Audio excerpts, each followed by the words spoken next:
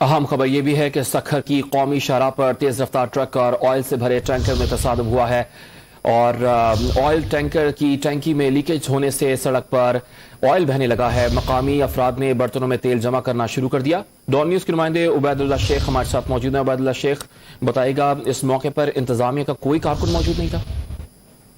ये हादसा जो है सखर जिले की तहसील पन्नुआ के करीब कौमी शाहराह पर जो है पेश आया है, जहाँ पर कराची से पंजाब जाने वाले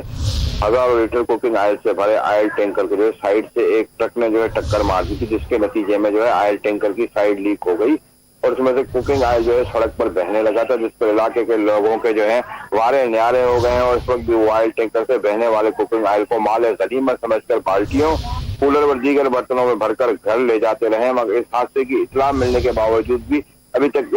पुलिस या इंतजामिया का कोई भी एहलकार जाए वकुआ पर नहीं पहुंचा और इस वक्त जो वहां पर सूरत हाल है वो ये है कि लोग जो है तो ऑयल टैंकर से बहने वाले कुकिंग ऑयल को अपने बर्तनों, कूलर और दीगर जो बाल्टी वगैरह में उसमें भर रहे हैं। जी शुक्रिया उबैद, हमें अपडेट कर रहे थे।